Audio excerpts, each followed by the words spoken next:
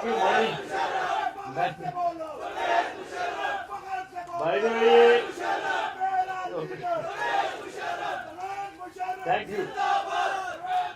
ये आपको बहुत मेहरबानी। ये आपको हैरानगी होगी। ये अपने कारकुनों से कह दें कि नारा लगाने का और भी वक्त आएगा। ओके ठीक है, मुझे कंट्रोल करने दें, मैं जानता हूँ। ये आपको हैरानगी होगी कि ये न्यूयॉर्क से आए हुए हैं जो नारे लगवा रहे हैं। बेसिकली बहुत बहुत शुक्रिया। और बिस्मिल्लाहिर्रहमानिर्रहीम। सबसे पहले तो इन जज्बात का शुक्रिया, ये जो मेरे पार्टी वर्कर्स और पार्टी के जो जिनको हम टिकट देने वाले हैं, हमारे कारकुन और जो हमारे लीडर्स हैं APML के, उनका जितने भी इधर आए हुए हैं उनका मैं शुक्रगुजार हूँ। मैं माजरत खा हूँ कि इतनी शॉर्ट नोटिस पे आपको बुलाया गया है। कल शाम को हमने फैसला किया। मैं माजरत खा हूँ ख़ास तौर पे यहाँ सिंध और बलूचिस्तान के प्रेसिडेंट्स जो बैठे हुए हैं, जिनको मैं अभी इंट्रोड्यूस करूँगा, उनसे, क्योंकि वहाँ से ज़ाहिर लोग नहीं आ सकते थे और पंजाब के और KPK के भी दूर दराज इलाकों से लोगों का पहुँचना ज़रा मुश्किल हुआ। लेकिन जितने भी, ये जैसे सेक्रेटरी जनरल साहब अमजद साहब ने कहा है कि ये हमारी एक आगाज़ है टिकट डिस्ट्रीब्यूशन सेरेमनीज़ का, जो आगे जाकर प्रोविंसेस में जारी रहेगा। तो यहाँ सबसे पहले तो स्टेज पे बैठे हुए लोग, अमजद साहब, सेक्रेटरी जनरल साहब, हमारे शेख चौधरी शफीक साहब जो हमारे एडिशनल सेक्रेटरी जनरल हैं और इस्लामाबाद के प्रेसिडेंट हैं, हमारे खासकेली साहब हैं जो सिंध के प्रेसिडेंट हैं, चौधरी अशरफ साहब हैं जो पंजाब के प्रेसिडेंट हैं, और खटक साहब हैं जो KPK के प्रेसिडेंट हैं, और उधर से बलूचिस्तान के जो हाशिम खान साहब हैं जो बलूचिस्तान के प्रेसिडेंट हैं, जिनको मैं बहुत वॉरियर, रेड इंडियन वॉरियर मैं इन्हें कहता हूँ। ये बलूचिस्तान के ख़ास मेरे सपोर्टर हैं। और करीम खान साहब जो गिलगित से आए हुए हैं, ये सब आपके सामने बैठे हुए हैं। और बाकी हमारे जितने भी टिकट होल्डर्स कहिए कि सामने, जिनको हम अभी टिकट देंगे, वो सामने बैठे हुए हैं। मेरा काम इस वक्त आपको मैनिफेस्टो पाकिस्तान APML का और पाकिस्तान मुस्लिम लीग का जो मंशूर है उसके बारे में मैं बताना चाहूँगा। ये मंशूर कोई नया नहीं है, ये नहीं समझे हमने कल लिखा है। ये 1 अक्टूबर 2010 जब हमने पार्टी लॉन्च की हुई थी, ये मंशूर लिखा हुआ था। ये उस वक्त का मंशूर है और ये हमारी वेबसाइट पे चढ़ा हुआ है। और मुझे यकीन है कि ये मंशूर मैंने लिखा था, तमाम पार्टियों के मंशूर मैंने देखे हैं। ये बेस्ट मंशूर है। ये इसको पढ़ें आप, बाद में आपको कॉपी देंगे और इसको आप देखें और खुद देखें कि किसका मुकाबला है इस मंशूर से। अब मैं आपको इस मंशूर के कुछ हिस्से बताता हूँ, जो जैसे मैंने कहा ये 2 साल पुरानी बात है, कोई नई बात नहीं है। ये मंशूर 2 हिस्सों में है।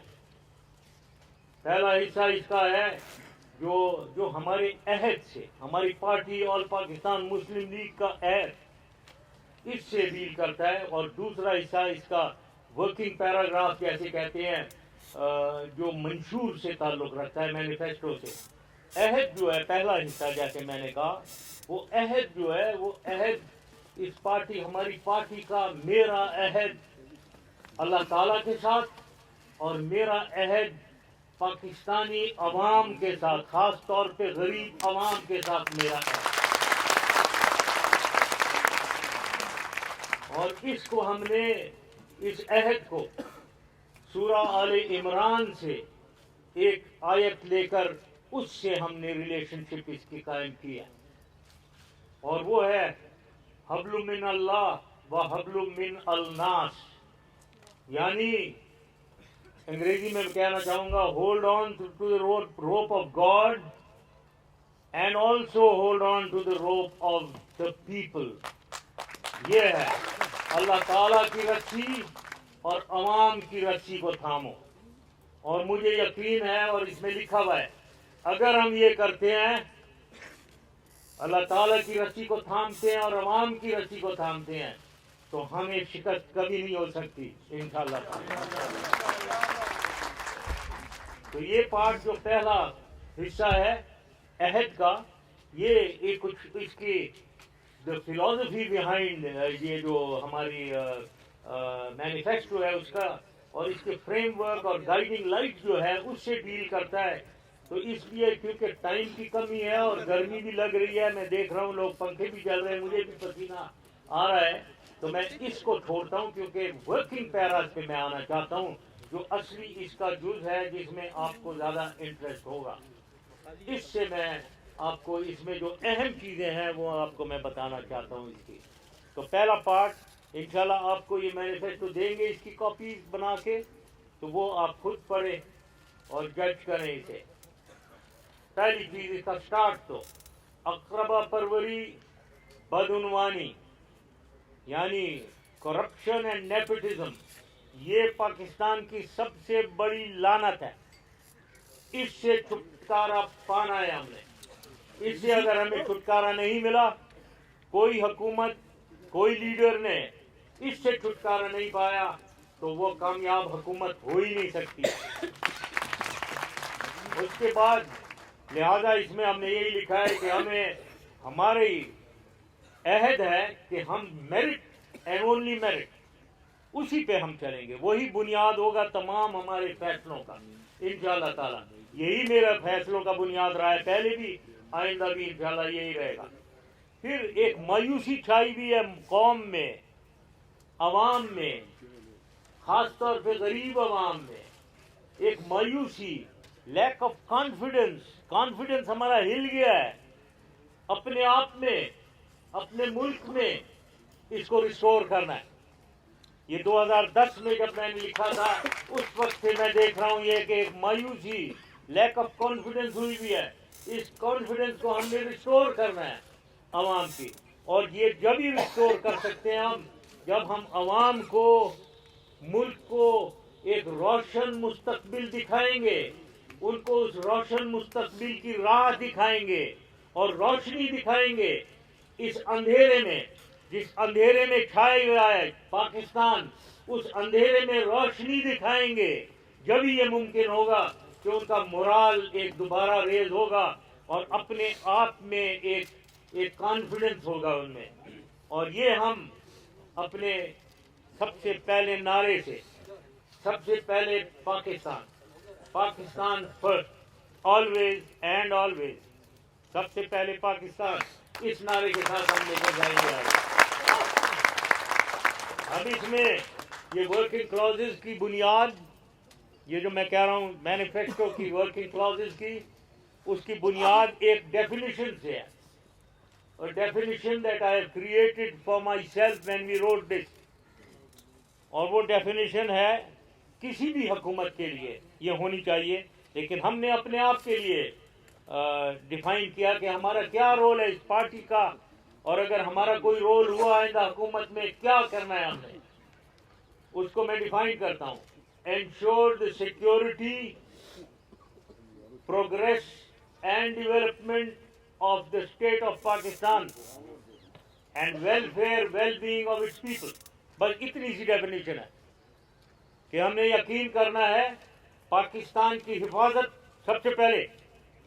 पाकिस्तान नहीं है तो हम कुछ नहीं है, हम यतीम हैं, हम सब यतीम हैं। तो पाकिस्तान की हिफाजत,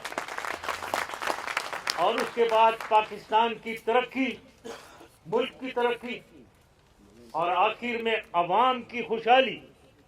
अवाम अगर खुशहाल नहीं है, रो रही है, पिट रही है, गरीब है, पिस रही है, कोई मुल्क में तरक्की नहीं हो सकती, कोई दुनिया में रुतबा नहीं हो सकता, कोई मुल्क आगे नहीं जा सकता। तो ये हमारे इस डेफिनेशन है।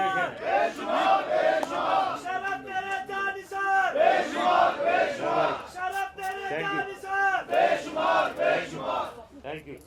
अब सबसे पहले मैं लेता हूँ इसको, एक एक जूस को ले लेता हूँ। पाकिस्तान की हिफाजत बुनियादी, पाकिस्तान की यकजहती, पाकिस्तान की हिफाजत, इसमें सबसे पहले जाहिर है बैरूनी खतरात, उससे पाकिस्तान को बचा कर रखना है, और वो अफवाज पाकिस्तान को हम स्ट्रांग रखेंगे और तगड़ा करेंगे। अफवाज पाकिस्तान इस मुल्क की दिफा की गारंटी है, तो इसलिए उनको पूरी ताकत से रखा जाएगा, एयरफोर्स, आर्मी, नेवी तीनों। और हमारा जो जौहरी ताकत है उसको पूरी ताकत के साथ उसे प्रिजर्व किया जाएगा, और किसी की मजाल नहीं है कि उसकी तरफ कोई मैली आंख से देखे। तो इतनी ताकत लाई जाएगी कि किसी बैरूनी ताकत या किसी बैरूनी मुल्क को पाकिस्तान की तरफ मैली आंख से देखने की जुर्रत नहीं होनी चाहिए।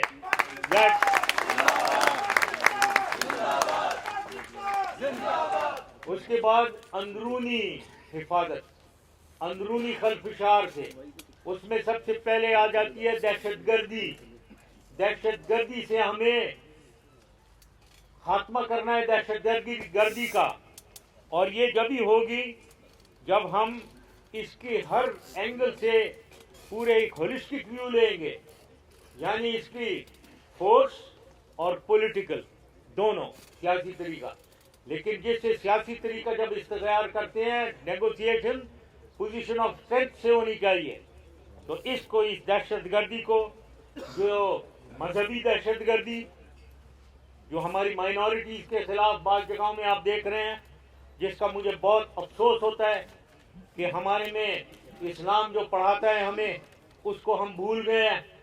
और हमारी अपनी माइनॉरिटीज, चाहे क्रिश्चियन हो या किसी और रिलीजन के हो, उनके साथ ज्यादती करना, उनको विक्टिमाइज करना, ये इस्लाम नहीं पढ़ाता है और सिखाता है।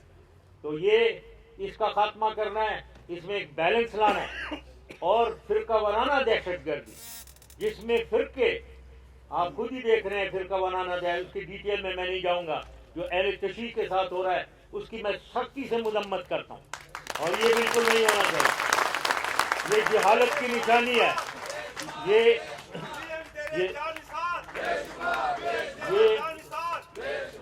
ये जहालत की निशानी है। हम कहते हैं मुसलमान बहुत तगड़े हैं, बहुत दुनिया में, हम 1.5 अरब मुसलमान हैं दुनिया में, और 1/4 हिस्सा दुनिया का मुसलमान है। ये ताकत है हमारी। बहुत लोग कहते हैं ये नहीं हमारी ताकत, वो तो जब हो जब हम एक हों। अगर हम एक दूसरे को मार रहे हैं, फिरकों में बटे हुए हैं, ये नहीं है हमारी ताकत। हम 1.5 अरब नहीं है। तो इसलिए ये फिरका वाराना और मजहबी दहशतगर्दी का खात्मा। फिर इंतहा पसंदी से दहशतगर्द बनते हैं। इसको माशरे में इंतहा पसंदी हमने खत्म करनी है। एक दूसरे को फतवे देना, एक अपने आप को दूसरे से बेहतर मुसलमान समझना। मैं अपने आप को किसी से बेहतर मुसलमान नहीं समझता हूं, जबकि मैंने सबको बताया हुआ है, मैं 6 दफा खाना काबा के अंदर मेरे लिए दरवाजे खोले गए, मैं गया हूं। एक दफा मैं खाना काबा के अंदर, तौबा का दरवाजा है जो किसी को शायद कम लोगों को पता है, वो खोला गया है, मुझे छत पे लेकर गए हैं। वहां से मैंने अल्लाह अकबर का नारा बुलंद किया है, जहां से हजरत बिलाल ने पहली अज़ान दी थी।